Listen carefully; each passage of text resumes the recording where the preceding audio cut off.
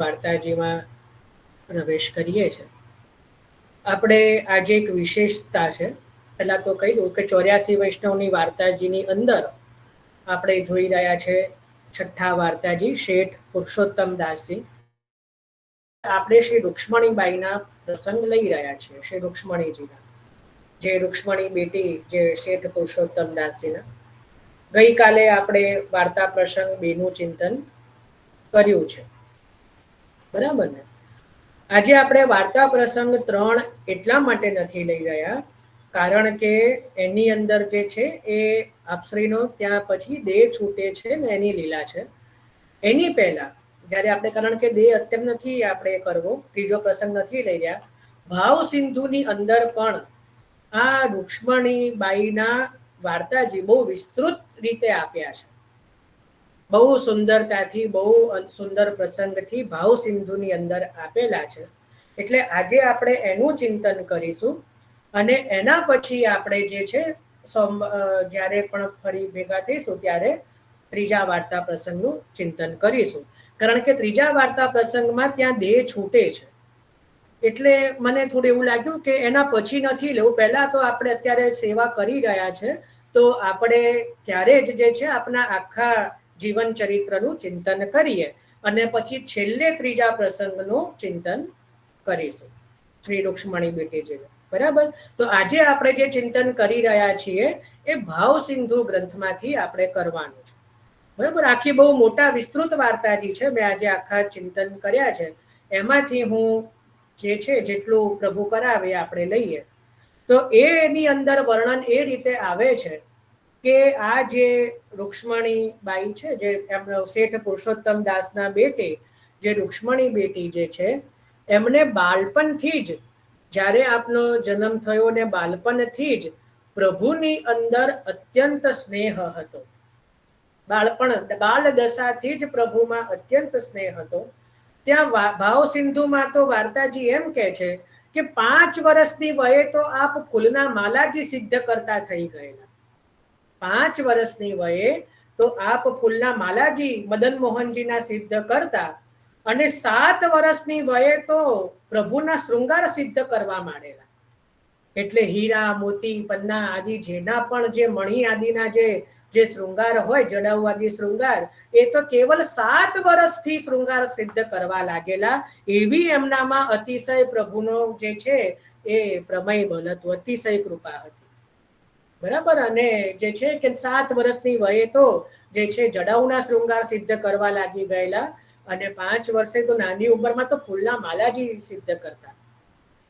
એના પછી વાર્તાજી કહે છે કે નિત્ય જે છે મદન મોહનજીના નિત્ય નવીન શૃંગાર જે છે એ સિદ્ધ કરતા અને પ્રભુને ખૂબ સુંદર લાડ લડાવતા નાની જ વય. હજી તો બ્રહ્મ સંબંધ થયા નથી હો, હજી તો બ્રહ્મ સંબંધ થયા નથી. અને એની પહેલા જ જે છે કે આ રીતે પ્રભુને લાડ લડાવવા લાગતા. અને જે કહેવાય કે 9 વર્ષની વયે તો એમને મનમાં એવો નિશ્ચય કર્યો કે આ જ મારા પતિ છે, આ જ મારા ધણી છે, એટલે હું જે છે ક્યારે પણ કોઈ લૌકિક સંબંધમાં જોડાવું નથી. સંસારમાં એમનું મન રહ્યું નહીં. 9 વર્ષની કોમળ વયે તો નિશ્ચય કરી લીધો કે આ જ મારા ધણી છે.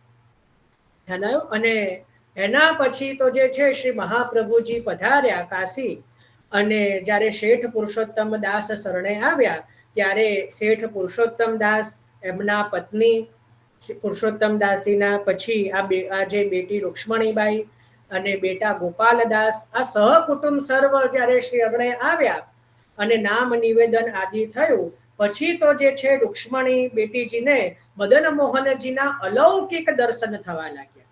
રસ દ્રષ્ટિ, ત્યાં તો લખ્યું છે કે રસ દ્રષ્ટિ શું દર્શન ભય, આનો બહુ ખુલાસો ન કરી શકાય, પણ જે છે અલૌકિક જેમ નિકુંજ ના હોય એ રીતે સાક્ષાત પ્રભુ અનુભવ કરાવવા લાગ્યા. બરાબર? કેવળ 9 વર્ષની વય.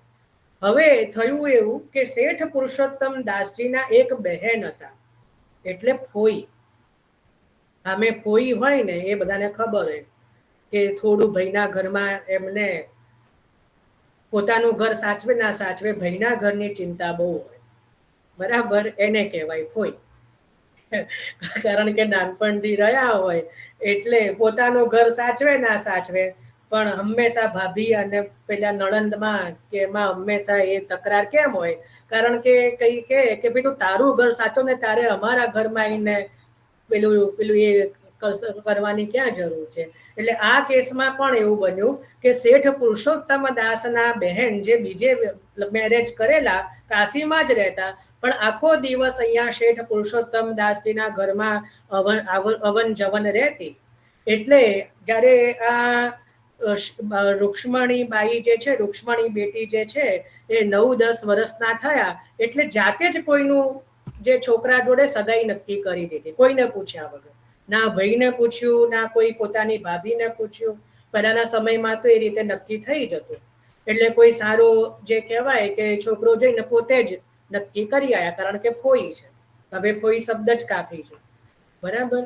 તો પછી તો જ્યારે સગાઈ નક્કી કરી એટલે જઈને ભાઈને કીધું કે મેં નક્કી કરી દીધું છે. ત્યારે પુરુષોત્તમ દાસજી વળ્યા કે ભાઈ તું તારું ઘર સંભાળ ને, તારે મારોમાં એ કરવાની ક્યાં જરૂર છે? હું મારી છોકરીનું જોઈ લઈશ. પણ કહેવાય ને કે થોડુંક એમનાથી મોટી ઉંમરના હશે એ જે બેન, એટલે એમનું પ્રભુત્વ વધારે. એટલે કે ના, હવે તો કરવાનું તો અહીંયા જ છે. ખ્યાલ આવ્યો કે મેં નક્કી કરી દીધું છે. એટલે જ્યારે આ વાત રૂક્ષ્મણી બેટીજીને ખબર પડી 9-10 વર્ષની વયે, ત્યારે તો અત્યંત આપણે વિરહ થયો કે એવો તો મારો શું એવા કઈ કર્મો હશે કે જેના કારણે મારે હવે મદન મોહનજીથી દૂર થવું પડશે. ત્યારે મદન મોહનજીએ બહુ અત્યંત વિરહ થયો ત્યારે મદન મોહનજીએ સાંત્વના દીધી કે તું ચિંતા મતી કર્યો, મેં તો કોઈ દૂર નહીં જાને દઉંગો. તું ચિંતા ના કર, હું તને મારાથી દૂર નહીં થવા દઉં. કારણ કે નહીતર જો એવું ધારણ ના આપે તો વિરહમાં દેહ છૂટી જાય. એટલે મદન મોહનજીએ સાંત્વના આપી કે ફોઈને આપણે જોઈ લઈશું, તું ચિંતા ના કર. મારી એ ફોઈ આવી જ હતી, મારી માસી હતી, તારી ફોઈ છે, પણ આપણે જે છે એને પહોંચી વળશું, તું ચિંતા ના કર. એટલે પ્રભુએ કઈક એ રીતે સાંત્વના આપી હશે. અને પછી ત્યાં જે છે કે એ લગ્નનો દિવસ આવ્યો એટલે શેઠ પુરુષોત્તમ દાસજી એ છોકરાને પણ મહાપ્રભુજીને પાસે શરણે લઈ ગયા અને મહાપ્રભુજીએ નામ શ્રવણ કરાયું. એના પછી છે આ રૂક્ષ્મણીબાઈના વિવાહ પણ થયા, વિવાહ કર્યા છે. પરંતુ પહેલાના સમયમાં કેવું હતું કે નાની ઉંમરમાં વિવાહ થાય, પણ ગોનો એટલે જે કહેવાય કે સાસરે જવું એ પછી કરે. વિવાહ પહેલા કરી દે પણ પછી ગોણો થાય. તો એ ગોણો કરે એ સમય આવે એની પહેલા જ ભગવદ ઈચ્છાથી એ જે છોકરો છે એને પ્રભુએ પોતાના ભગવદ ચરણારવિંદમાં જે છે એ પહોંચી ગયો. બરાબર. એ છોકરો જે છે એ ભગવદ ચરણારવિંદમાં ગયો એટલે પછી જે રૂક્ષ્મણીબાઈને ક્યારેય સાસરે જવાનો પ્રસંગ આવ્યો નહીં. લગ્ન તો થયા પણ જે છે એ ત્યાં લૌકિક રીતે વૈધવ્ય આવ્યું, પણ અલૌકિક રીતે જે છે એ સૌભાગ્યવતી થઈ ગયા. કારણ કે હવે પહેલાના સમયમાં તો પુનર્વિવાહ થતા જ નહીં, એ તો બધું પાછળથી ચાલુ થયું. એટલે એક વખત વિવાહ થઈ ગયા એ થઈ ગયા. એટલે અહીંયા તો જે છોકરો ત્યાં લીલામાં પધાર્યો એટલે લૌકિક રીતે તો નાની વયમાં વૈધવ્ય આવ્યું, પણ મનમાં પ્રસન્ન થઈ ગયા. લોકોને બતાવવા તો રુદન ને બધું કરવું પડ્યું ને થોડો શોક જતાવવો પડે, પણ મનમાં થયું કે ચલો હા, હવે હું મદન મોહનજીથી દૂર થઈશ નહીં. પછી તો જે છે કે બધું પોતાનું લૌકિક કાર્ય બધું જે છે એ કર્યું. સૂતકના દિવસો ગયા. 1 વર્ષ જે છે એ બહારની ટહેલ કરી.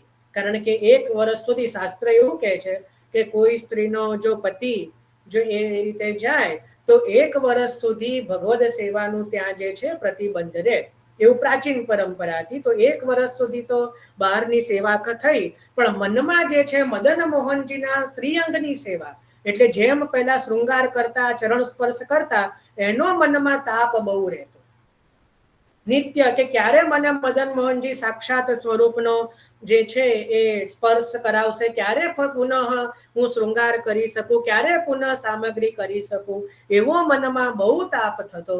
ત્યારે એક સમયે શ્રી મદન મોહનજીએ એવી લીલા કરી કે ઉત્થાપનનો સમય હતો અને ત્યાં મદન મોહનજીના દર્શન ખુલ્યા. આ રૂક્ષ્મણીબાઈએ જ્યારે દર્શન કરવા માટે આવ્યા ત્યારે મદન મોહનજીએ એવા અદ્ભુત દર્શન આપ્યા કે ત્યાં રૂક્ષ્મણી બેટીજી મૂર્છિત થઈ ગયા. ત્યાં જે પ્રભુના અલૌકિક સ્વરૂપના દર્શન કરીને, આ બધી જુઓ અલૌકિક વાતો છે, એટલે થોડી સમજમાં ન પણ આવે, થોડું કોઈને સમજાશે પણ નહીં, અને એનો ભાવ પણ હું બહુ એટલો વિસ્તાર નહીં કરું, સંયોગની વાતો છે. તો આના કે બધા અધિકારી ન પણ હોય. તો જ્યારે આ અલૌકિક દર્શન થયા ત્યારે આપ મૂર્છિત થયા. બરાબર, કોણ થયા? રૂક્ષ્મણી બેટીજી. એટલે પુરુષોત્તમ દાસજી જાણી શક્યા કે આ કેમ મૂર્છિત થયા, બીજા કોઈને ખબર પડી નહીં. એટલે જે પુરુષોત્તમ દાસ શેઠના જે પત્ની હતા એમણે તો ઘણા પ્રયત્નો કર્યા. પેલું જે કહેવાય જલ છાંટ્યું, થોડું જે છે કે બહુ સાવધાન લાવવાનો પ્રયત્ન કર્યો, પણ આવ્યા નહીં. ત્યારે મદન મોહનજીની ઈચ્છાથી શેઠજીએ કાનમાં એવું કીધું રૂક્ષ્મણીબાઈને, આજ તોકુ મદન મોહનજી કે ચરણ સ્પર્શ હોઈંગે. આજે તને મદન મોહનજીના સાક્ષાત ચરણ સ્પર્શ થશે. આટલું સાંભળવા માત્રથી રૂક્ષ્મણી જે છે એ પોતે જાગૃત થઈ ગયા. એ પોતે જે પેલા જે કહેવાય મૂર્છામાં હતા એ જાગૃત થઈ ગયા. અને પછી કીધું કે તું પોતાના પત્નીને કે તું આને 16 શૃંગાર ધારણ કર, આને અપરસ કરાય અને 16 શૃંગાર ધારણ કરાવ. કારણ કે શેઠ પુરુષોત્તમ દાસના પત્નીની વાર્તા તો આપણે 84 વૈષ્ણવના વાર્તાજીમાં નથી, પણ ભાવ સિંધુમાં છે કે એમના પત્ની પણ જે છે સારા વૈષ્ણવ હતા. એટલે એમને શેઠ પુરુષોત્તમ દાસને કહ્યું, શેઠ પુરુષોત્તમ દાસે એમને કહ્યું કે પ્રભુની એવી ઈચ્છા છે કે હવે આપણી બેટી સેવામાં પુનઃ પધારે, એટલે આજે એનો ગોનો આજે મદન મોહનજી સાથે છે. આજે એનો ઘોણો મદન મોહનજી સાથે છે, તો નવવધુની જેમ શૃંગાર કર. ત્યારે પેલા પત્નીએ કીધું કે આપના બહેન આવશે તો કે બહારગામ ગઈ છે. શેઠ પુરુષોત્તમ દાસે કીધું આજે નહીં આવે, આમ તો રોજ આવી જાય છે, આ સમય ટપકે છે, પણ પ્રભુની જ ઈચ્છા એવી છે આજે કોઈ કામથી એ બહાર ગઈ છે એટલે આજે આવી શકશે નહીં. એટલે નહીતર એ આવે તો હાય તોબા મચાવે. કારણ કે પહેલાના સમયમાં વૈધવ્ય હોય એટલે બહુ સાદગીથી રહેવું પડતું. કોઈ શૃંગાર ન કરી શકાય, ન જે છે એ કંકુનો ચાંદલો થઈ શકે, કે ન ચૂડી પહેરી શકાય, કે ન અંજન આજી શકાય. આ બધા પહેલાના સમયમાં ન પાન ખાઈ શકાય. જે પણ વૈધવ્ય, જેને વૈધવ્ય હોય ને પાન ન ખાઈ શકે, શાસ્ત્રમાં દોષ બતાવ્યો છે. પણ આ પહેલા વાળમાં તેલ આદિ જે છે અમુક પ્રયોગ ન થઈ થાય, આ બધા એ સમય માટે હતા. કારણ કે એનું પણ કારણ હતું, અત્યારે આપણે એ વિષય નથી, પણ એ સમય એ રીતે રહેવું પડતું. બરાબર, એના ત્યાંના એ સમયના એ પ્રમાણે પ્રથા હતી. હવેનું નથી, હવેનો સમય અલગ છે, પણ એ સમયનું કહ્યું છું કે કેટલું એ હતું. એટલે ત્યાં શેઠ પુરુષોત્તમ દાસીએ ઘરના દ્વાર બંધ કરાવી દીધા, મુખ્ય દ્વાર બંધ કરાવી દીધા, એટલે કોઈ પણ અજાણ્યું અંદર આવી શકે નહીં. કારણ કે રૂક્ષ્મણીજીને પછી 16 શૃંગાર સહિત જુએ તો કેટલું પછી નાતમાં નિંદા થઈ જાય, કોઈ જોઈ જાય તો કેટલીય ચર્ચાઓ થાય સારી ખોટી. એટલે દ્વાર બંધ કરાવી દીધા, ભીતરમાં કોઈને ખબર પડે નહીં એ રીતે ત્યાં રૂક્ષ્મણી બેટીજીને સુંદર ઉબટનો એટલે અભ્યંગ આદિથી સ્નાન કરાવવામાં આવ્યું. સુંદર જે છે એ લાલ ચુંદડી જે છે એ સુંદર સાડી ધરાવવામાં આવી. જેમ નવવધુનો વેશ હોય એવા 16 શૃંગાર, અંજન આદિ, તિલક, કંકુ આદિ, અને જે વેણી આદિ, ફૂલના ગજરા આદિ બધું 16 જે સુંદર વ્રજ ભક્તના જે કહેવાય કે એ રીતે એ 12 વર્ષની વયવાળા જે છે એવા સાક્ષાત રૂમ ઝૂમ કરતા હાથમાં જે છે એ ભોગનો થાળ લઈને મદન મોહનજી ની જે છે એ સન્મુખ પધાર્યા. મદન મોહનજીના જ્યાં ચરણ સ્પર્શ કર્યા, મદન મોહનજીએ હસ્ત પકડ્યો. મદન મોહનજીએ, જો અહીંયા ક્યાંય કોઈ લૌકિક ભાવ નથી, મદન મોહનજીએ કીધું કે આજ મેને તેરો હસ્ત પકડ્યો, હાથ પકડ્યો એટલે તારો પતિ રૂપથી મેં સ્વીકાર કરી. તારા મનની ભાવના છે કે ભાઈ એ જ મેરો પતિ, આજ મેને તેરો પતિ રૂપ સે સ્વીકાર કરી લીધો, અને આજ પીછે મેં ટોકું કબહું મોસે દૂર કरूंગો નહીં, મારાથી તું હવે ક્યારે તને હું દૂર નહીં કરું. એટલે આ રીતે જે છે પછી તો નિત્ય જે છે રૂક્ષ્મણીબાઈ નિત્ય પૂર્વવત જે છે એ પ્રભુના શૃંગાર કરે, સામગ્રી કરે, અને નિત્ય પ્રભુને નવીન નવીન લાડ લડાવે. બરાબર, સવાર સાંજ બે સમય, સવારે પણ સામગ્રીની સેવા જે છે જ્યાં સુધી એમના માતા રહ્યા ત્યાં સુધી તો માતાની સાથે કરી, પછી તો સ્વતંત્ર રૂપથી પ્રભુની સામગ્રી આજે કઈ કરવી, પ્રભુ જે સામગ્રી આરોગવી હોય એ રૂક્ષ્મણીજીને કહે અને રૂક્ષ્મણીબાઈએ પોતે સિદ્ધ કરીને પ્રભુને ભોગ ધરે. શૃંગાર નવા નવા સિદ્ધ કરે, ફૂલના માલાજી સિદ્ધ કરે, આખો દિવસ સેવામાં રહે. બરાબર, એ રીતે આખું આજીવન જે છે એ સેવામાં પોતે વ્યતીત કર્યું. એના પછી તો ભાવ સિંધુમાં વાર્તાજી એવું પણ કહે છે કે જે શેઠના બેટા ગોપાલદાસજી, આ ગોપાલદાસજી પણ વિવાહિત હતા, એટલે એમને પણ વિવાહ કર્યા છે. જો કે એનું 84 વૈષ્ણવની અંદર વાર્તાજીમાં વર્ણન નહીં આવે, પણ એમના પણ જે પત્ની આવ્યા એ પણ જે છે કે એ પણ સુંદર વૈષ્ણવ હતા. એમણે પણ આ રૂક્ષ્મણી બેટીજીની સાથે રહીને આખો સેવાનો ક્રમ શીખ્યા અને એમને પણ એમને સહાયક બન્યા અને સામગ્રીમાં શૃંગારમાં જે છે એ પોતાના મતલબ આ ભાભી અને આ નણંદ એટલે એ બંને રૂક્ષ્મણીબાઈ અને ગોપાલદાસના વહુ એ બંને ભેગા થઈને મદન મોહનજીને લાડ લડાવવા લાગ્યા.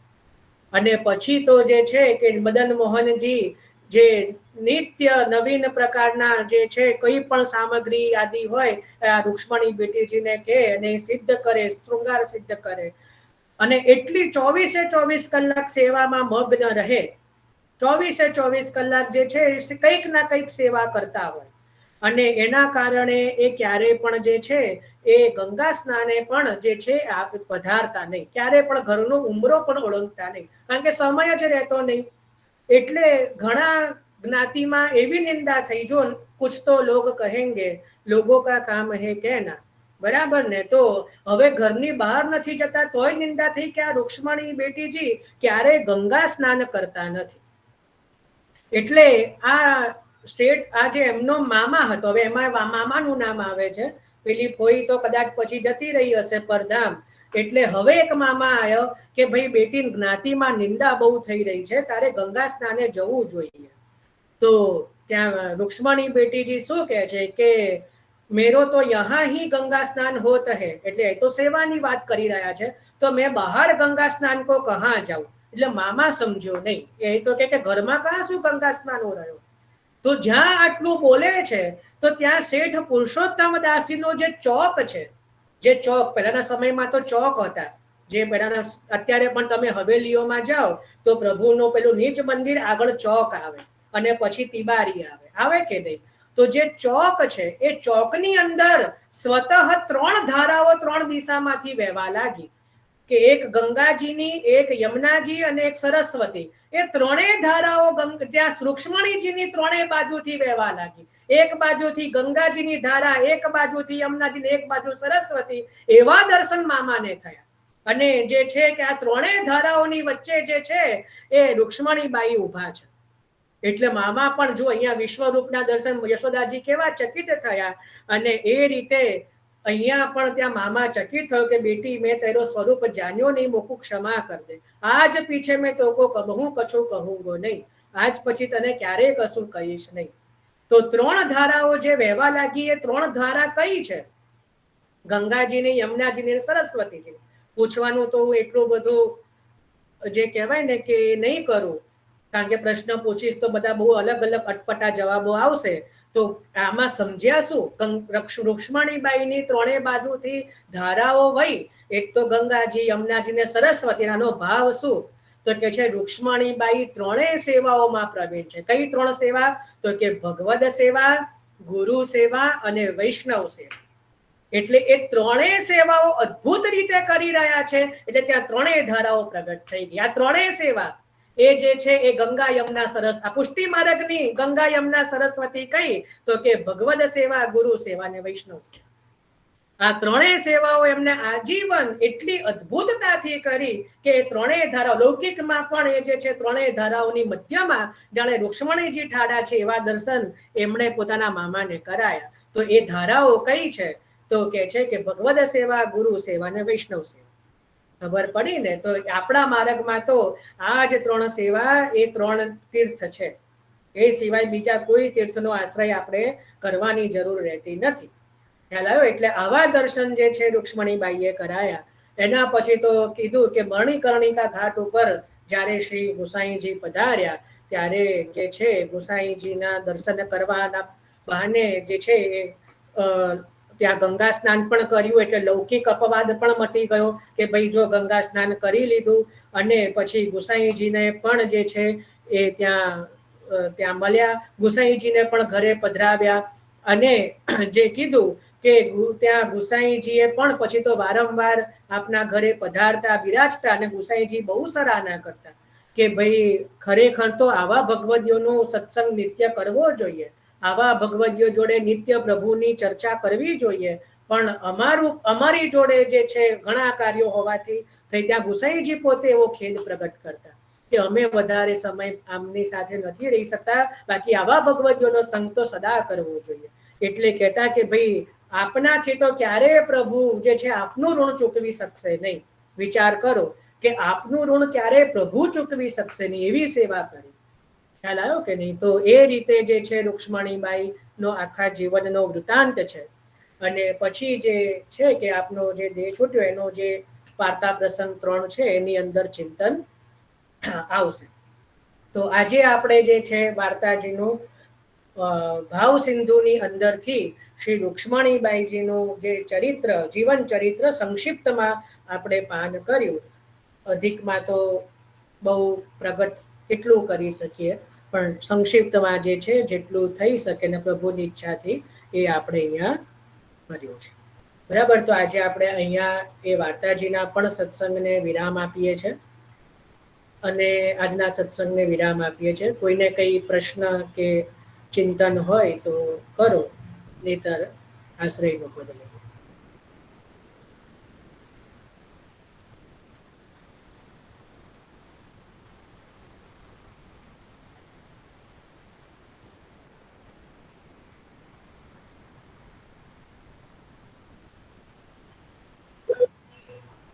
હા બોલો શિલ્પાબેન. એમાં છે ને હેન્ડ રેસનું એક બટન આવે છે, એ તમારે કરવું. વાંધો નહીં, ના ખ્યાલ હોય તો વાંધો નહીં. આ તો મારું ધ્યાન ગયું એટલે મને અનમ્યુટ કરી દો, અનમ્યુટ કરો. જય શ્રી કૃષ્ણ. જય શ્રી કૃષ્ણ. હવે એક પ્રશ્ન એવો હતો કે જ્યારે પુરુષોત્તમજી લેખવાલા જે હતા એમને જ્યારે 3 દિવસ પહેલામાં રહી અને શ્રી સર્વોત્તમજીના સતત પાઠ કર્યા તો એ વખતે 3 સ્વરૂપ પ્રગટ થયા, શ્રી મહાપ્રભુજી, શ્રી ગુસાઈજી અને શ્રી બાલકૃષ્ણજી. તો આ બાલકૃષ્ણજી એ શ્રી ગુસાઈજીના તૃતીય લાભ રૂપે કે છઠ્ઠા ઘરના સેવ્ય સ્વરૂપ રૂપે થયા? શ્રી ગુસાઈજીના તૃતીય લાલજી, કારણ કે એમના વંશમાં હતા ને પુરુષોત્તમજી લેખવાળા, એ તૃતીય બાલકૃષ્ણના વંશમાં થયા, એટલે એ બાલકૃષ્ણજી ત્યાં પ્રગટ થયા. પછી દત્તક લીધેલા છે ને છઠ્ઠા? હા, એ તો સુરત ઘરમાં ગોદ પધાર્યા, એ અલગ વસ્તુ છે. આ તો એની પહેલાનો પ્રસંગ છે. જય શ્રી કૃષ્ણ. જય શ્રી કૃષ્ણ. તો પ્રશ્ન ચલો ઉષાબેન.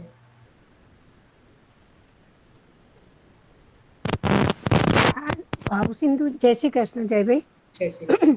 જે ભાવ સિંધુ છે એમાં ખાલી વિષ જ આવે છે કે બધા વાર્તાજી છે? ના, બધા વાર્તાજી નથી.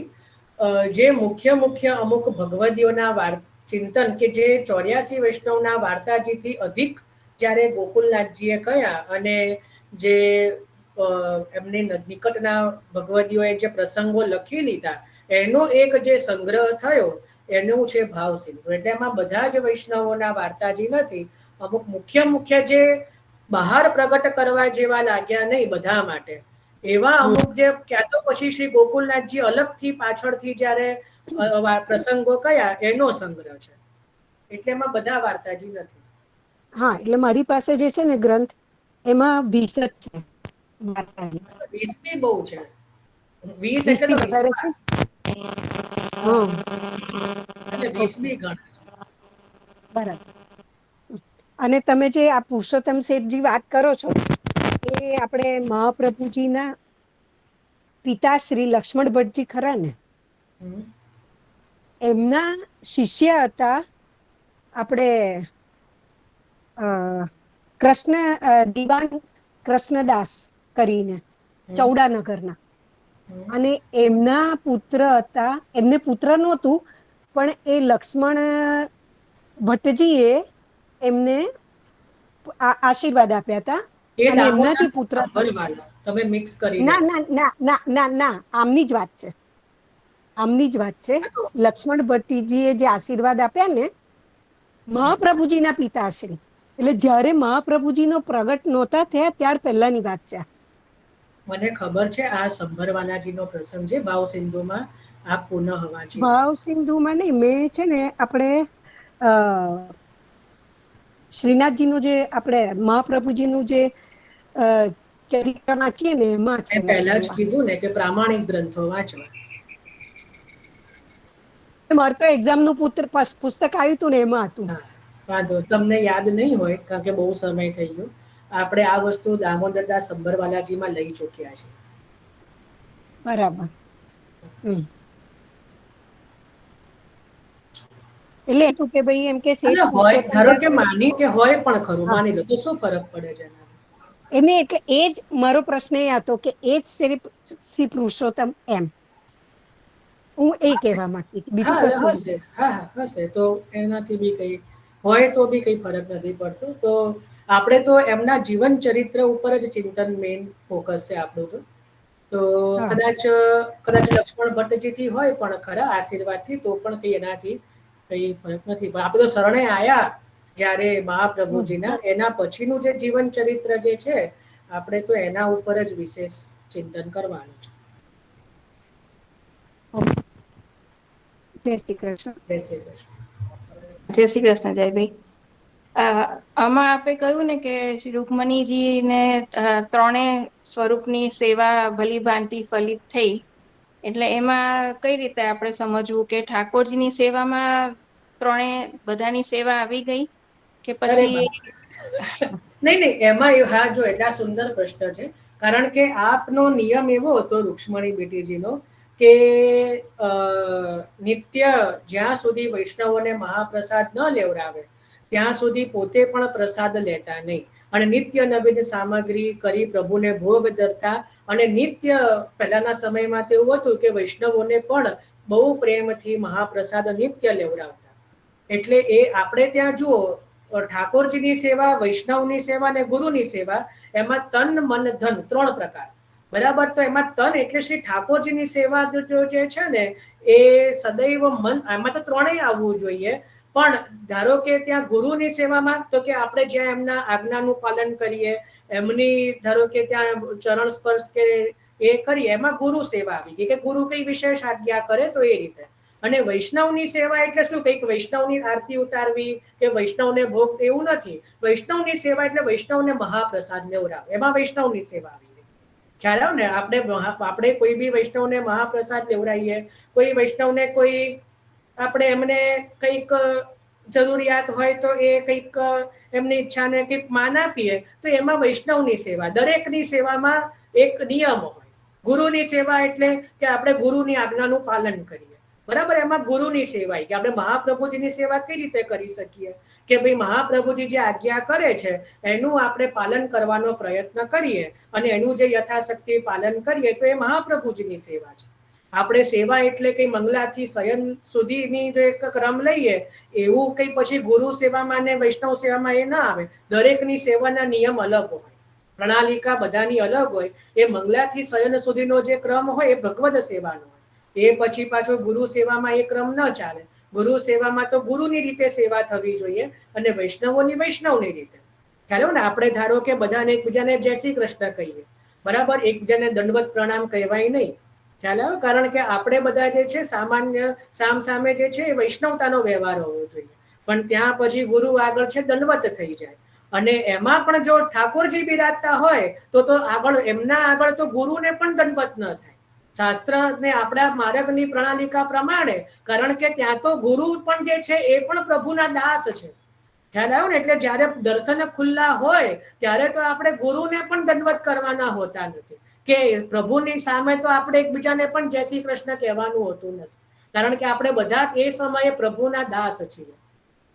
ખ્યાલ આવ્યો? એટલે અહીંયા સેવા કહેવાનો મતલબ એ છે કે આપણે જે ત્રણેય સેવાઓ એટલે કે પ્રભુની સેવા પણ જે છે એટલી સુંદર રીતે કરી, એટલે એના કારણે મહાપ્રભુજીની આજ્ઞાનું પાલન પણ થઈ ગયું, કારણ કે ક્યારેય બીજો કોઈ અન્યાશ્રય થયો નહીં, અસમર્પિત આદિનો કોઈ દોષ રહ્યો નહીં, અને એના કારણે મહાપ્રભુજીની આજ્ઞારૂપી સેવાનું પણ ત્યાં સિદ્ધ થઈ ગયું, અને નિત્ય વૈષ્ણવોને મહાપ્રસાદ આપ લેવડાવતા, એટલે ત્યાં વૈષ્ણવની સેવા પણ ફલીભૂત થઈ ગઈ.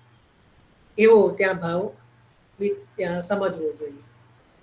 હા, સુંદર. બીજું એ પૂછવું હતું જયભાઈ કે અત્યારે આ સમયમાં જે વૈષ્ણવને પ્રસાદી લેવાનું જે આપ કહ્યું તે ઘરના જે લોકો હોય બીજા વૈષ્ણવ એમને બી એવી રીતે ગણી શકાય કે પછી કોઈ બહારના વૈષ્ણવ હોય? આજ આપણે ભૂલ કરીએ છીએ ને. નહીં, ઘરના જે છે એને પણ એ પણ વૈષ્ણવ જ છે, એમને પણ એમ ત્યાં વૈષ્ણવતાનો જ ભાવ રાખવો જોઈએ કે બહારથી આવે એટલે કઈ સોનાના શિંગડા આવી જાય એવું નથી. અને અત્યારે તો હું તો એવું જ કહું છું કે જ્યાં ઓળખાણ ન હોય ને એવા બહારનાને કોઈને ઘરમાં ઘુસાડવા નહીં. અત્યારનો સમય એવો છે. અને એમાંય તમે સાચી વાત સમજો કે જે લોકો બહુ સત્સંગ કરાવવા ઘરે ઘરે ભટકતા હોય ને એ જ પાખંડી હોય છે. કારણ કે જે ખરેખર માર્ગને જાણતા હોય એ ક્યારે ઘરની બહાર આ રીતે ઘરે ઘરે ભટકે જ નહીં. એટલે અત્યારે એક અમુક જે છે ને અમુક બાપા બાપીઓ જે બધે હું તારા ઘરે આવીશ, હું તારા ઘરે આવી, મને એક અમારા વૈષ્ણવ છે ત્યાં ઇન્દોરના જે ગોપાલભાઈ, એમને બહુ મને એક પ્રસંગ કીધો કે ભાઈ આવી રીતે જ કોઈ સત્સંગ બહુ લીલાનો ને એવો બધો સત્સંગ કરાવે અને અમને તો બહુ અહોભાવ આવી ગયો, અને પછી આવી રીતે જે એમના ઘરે ના રહે એવી રીતે 15 મહિનો બધાના ઘરે જઈને રહે. એટલે બધા ભોળા વૈષ્ણવ શું કે વૈષ્ણવની સેવા ભગવદીયની સેવા. તો પછી આમના ઘરે પણ ગયા, અને પછી જ્યારે એમના બધા ચરિત્રો જોયા, ઘરમાં પણ બધી બહુ બેટી બધા હોય ને આપણા ઘરવાળું, તો બધી એવી વાતો કરવા લાગ્યા કે મેં લાત મારીને કાઢ્યા. બરાબર, જ્યાં એક સમયે ભગવદીય ભાવ હતો ત્યાં એક સમય ત્યાં જ્યારે જોડે રહ્યા એટલે ખબર પડી. એટલે માટે હરિરાયજીનું જે શિક્ષાપત્ર છે ને એને વારંવાર ચિંતન કરવું કે જે બહુ આડંબરનો જે ક્રમ છે ને અત્યારે બહુ વધી ગયો છે, એટલે એમાં પણ જે ખરેખર બહુ મંડળો કરીને જે બહુ સત્સંગો કરાવતા હોય, બરાબર, તો એમાં બહુ સાવધાની રાખવાની જરૂર છે, બહુ સાવધાન રહેવાની જરૂર છે. કારણ કે જે ખરેખર સાચા હોય ને સમય હોય ખરેખર તો રહે, અને પોતાના પ્રભુને છોડીને ભટકે નહીં, સીધી જ વસ્તુ છે એ. કારણ કે માર્ગનો સિદ્ધાંત જ નથી પાડી રહ્યા, મોટી મોટી વાતો કરી રહ્યા છે. જો પોતાના પ્રભુની સેવા છોડીને પોતાના પ્રભુને જ છોડીને આમ તેમ ભટકી રહ્યા છે તો એના મોઢાની નિકુંજની વાતો પણ શ્રવણ કરીને શું ફાયદો છે? કારણ કે એ તો બધી બનાવટી વાતો કરી રહ્યો છે. તને નિકુંજનો અનુભવ ક્યાં છે? અનુભવ હોત તો જો અહીંયા મૂર્છિત થઈ ગયા બેટીજી, અને ત્યાં તો પછી ઠાકોરજી હાથ પકડ્યો અને પછી તો એક ક્ષણ પણ સેવાની બહાર એમને ગયા નહીં. તો સત્સંગ જે છે ને એ એક અલગ વસ્તુ છે, અને જે એને જીવનમાં ઉતારવું એક અલગ વસ્તુ છે. એટલે વૈષ્ણવની સેવા અત્યારના સમયમાં જે છે ને કે મહાપ્રસાદ આદિ લેવડાવ કોઈ સામેથી આવે તો જરૂરથી સમાધાન કરવું જોઈએ. વૈષ્ણવ આવે જબહી દીજે 4 રતન, વાણી અન્ન અને યથાશક્તિ સો અન્ન. બરાબર ને? તો એ બરાબર છે, એ પ્રમાણેનું જે કરવું જોઈએ, પણ સાવધાનતાથી કરવું જોઈએ, નહીં કે આંખો મીચીને. બરાબર ને? એટલા જ માટે હું વારંવાર કહું છું કે પ્રામાણિક ગ્રંથો વાંચવા અને પ્રમાણથી ચાલવું. કારણ કે અત્યારે શું થઈ રહ્યું છે કે ભાઈ પ્રસંગોનો ભાવ, જો આના પરથી જ યાદ આવ્યું, મેં પહેલા ફેરી પણ જો કીધું હતું કે જ્યારે હું ન હોઉં ત્યારે 252 ભગવદગીતા શિક્ષાપત્ર લેવાય, સારી વસ્તુ છે અને લેવાનું જ છે. અને મેં જ કીધું હતું કે એના પર વિવેચન કરો, કંઈક ભાવ પ્રગટ કરો. હવે આમાં બહુ પહેલા, એટલે જ્યારે અધિક માસ હતો ત્યારે, હવે હું કંઈ મને યાદ નથી, બહુ આવું બધું યાદ બી નથી રાખતો. મને એક જ દિવસે આગળ પાછળ 2-3 વૈષ્ણવોના એવા મેસેજ એ સમય પણ આવેલા કે જે બી આપ નહોતા અને આજે આવું કંઈક આવ્યું તો અમને આ વસ્તુ ખોટી લાગી વિવેચનમાં અને જેમને પણ વિવેચન કર્યું એ સમય, એટલે મને ખબર નથી કોણે કર્યું છે, મેં નામ બી નથી પૂછ્યું, પણ કોઈક ક્યાં તો કંઈક શ્લોકમાં ક્યાં તો કંઈક પ્રસંગમાં, અને મને પણ જ્યારે એ પ્રસંગ મેં સાંભળ્યો ત્યારે પણ મને લાગ્યું કે ના આ વસ્તુ ખોટી છે. એટલે મેં કીધું હતું કે ના આપણે હું કહી દઈશ એમ. પછી તો મારા મગજમાંથી જ નીકળી ગયું અને પછી પાછું મને યાદ આવ્યું એટલે મેં કીધું. એટલે જો વિવેચન જ્યારે આપણે સ્વતંત્ર રીતે કોઈ બી કરીએ, મને પણ હું બહુ ડરીને કરું છું, કારણ કે પ્રમાણથી ચાલવું જોઈએ. પ્રમાણ એટલે મેં પહેલા પણ કીધું કે મહાપ્રભુજીના ગ્રંથમાં ક્યાંય લખેલું હોવું જોઈએ. હું કઈ કહી રહ્યો હોઉં અને જો આપને ન લાગે બરાબર તો મને કહો કે આ ક્યાં લખ્યું છે, બરાબર, તો એનો હું પછી ત્યાં જવાબ આપવા સમર્થવાન હોવું જોઈએ. મેં જે કીધું ત્યાં એ મહાપ્રભુજીના ગ્રંથમાં ગુસાઈજીના, ક્યાં તો શ્રી ગોકુલનાથજીના, ક્યાં તો હરિરાયજીના, આ ચારને હું જે છે એ પ્રામાણિક માનું છું. બરાબર, તો આટલામાંથી કોઈ આચાર્યોએ એ વાત જ્યાં કહી હોય તો જ એને પ્રામાણિક મનાય. કોઈએ પાછળથી કોઈ ઉમેરી દીધી હોય ને બહુ ભાવલા વેડાથી કોઈ કહેતું હોય કે ના ના મન તો ફલાણા બાળક કહીને ગયા, સ્વપ્નમાં આવીને કહીને ગયા, એ પ્રામાણિક મનાય નહીં. બરાબર ને, કારણ કે અમુક લોકો પછી બહુ બધી ભાવનાઓ બતાવતા હોય કે આની આ ભાવના, અને આમાં આપણા માર્ગની તો એવી દુર્દશા કરી છે, બાપરે બાપ, જેની કોઈ હદ નહીં. ભાવનાના નામે, ભાવના નામે ભવાડા જ થઈ રહ્યા છે. રણછોડલાલજી મહારાજ અમદાવાદ વાળા જે રાજનગર કે રણછોડલાલજી એમના વચનામૃત તો વાંચો, એ એવું કહી રહ્યા છે કે આજ પુષ્ટિ માર્ગ में ભાવ કે નામ पे ભવાડા ચલ રહ્યો. ભાવના નામે ભવાડા થઈ રહ્યા છે, કારણ કે ભાવને આપણે સમજ્યા જ નથી. ભાવ શું વસ્તુ છે? ભાવની અંદર આપણે આપણી વિષય વાસનાને ઉમેરી દીધી, જ્યારે પ્રભુ તો વિષયોથી પર છે.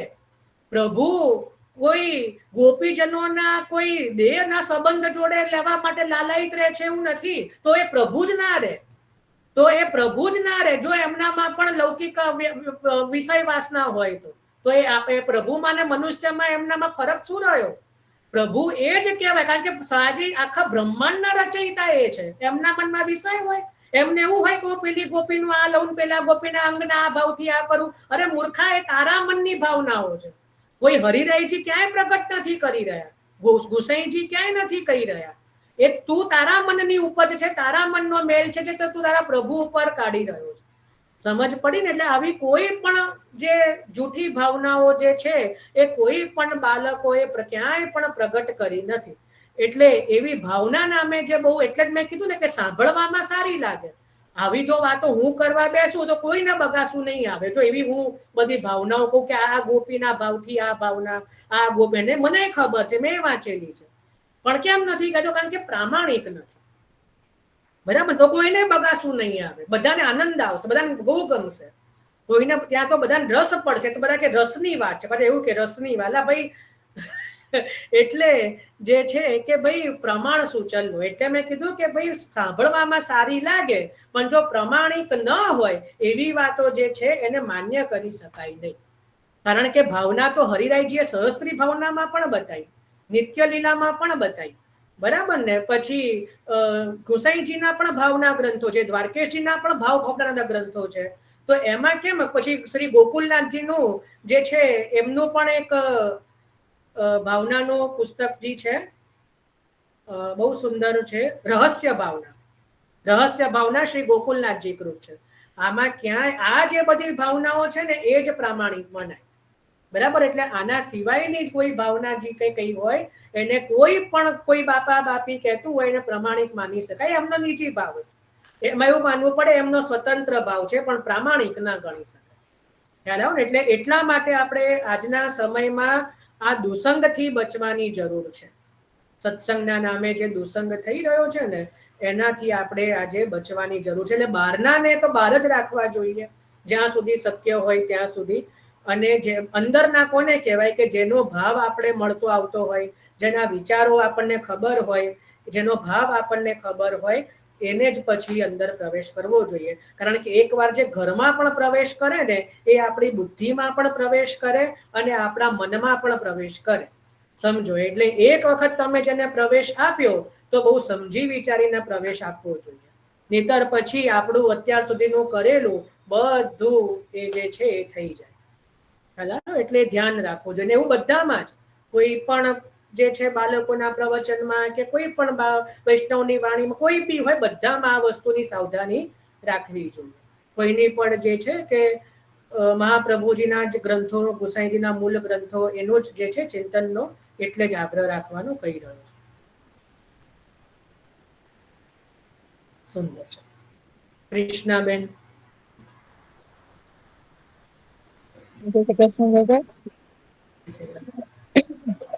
મારે એવું પૂછવાનું હતું કે આ વાર્તામાં જયારે પ્રશ્નમાં એવું આવ્યું કે મહાપ્રસાદ લેવડાવતા હતા તો ત્યારે વૈષ્ણવો તો બધા સમર્પિત લેતા હોય, તે પોતાના ઠાકોરજીનો પ્રસાદ લેતા હોય તો પછી એમને વૈષ્ણવ કેવી રીતે પ્રસાદ લેવા આવતા હશે, મને નહીં સમજાતું.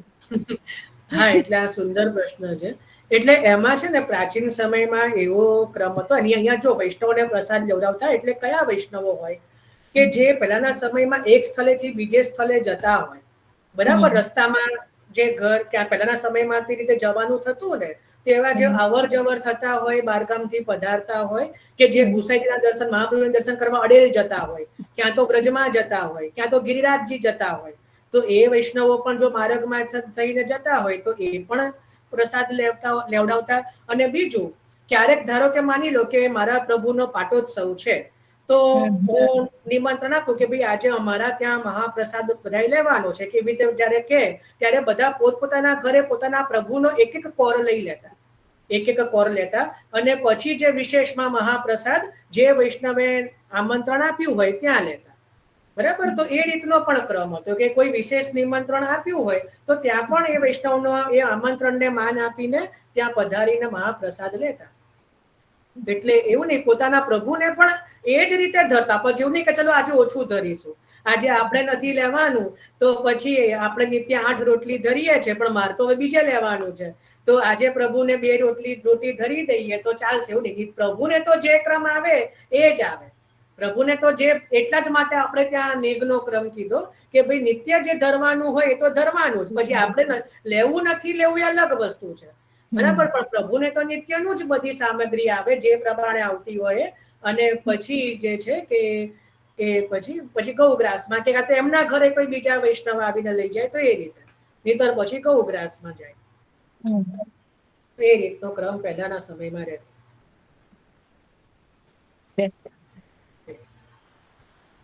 સુંદર પ્રશ્ન. જો આવા પ્રશ્ન કરો ને તો આનંદ આવે.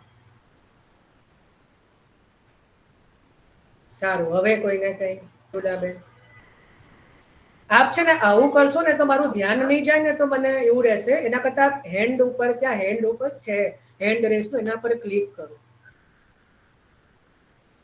હા બોલો. હા હા, વાંધો નહીં. કારિકાજી એટલે શ્લોક જ, સંસ્કૃતના શ્લોક જ, પણ શ્રી સુબોધનીજીની અંદર એને કારિકાજી તરીકે ઓળખવામાં આવે છે. કારિકાજી એટલે નાના નાના શ્લોક કે જેની અંદર આગળ શું લીલા આવવાની છે એનું વર્ણન શ્રી મહાપ્રભુજી બતાવે છે, એક અનુક્રમણિકાની જેમ, પ્રસ્તાવનાની જેમ. ખ્યાલ આવ્યો કે આગળ કઈ લીલા આવવાની છે એની પ્રસ્તાવના રૂપ ત્યાં મહાપ્રભુજી બતાવે, એને કહેવાય કારિકાજી. કારિકાજી એટલે સંસ્કૃત શ્લોક જ.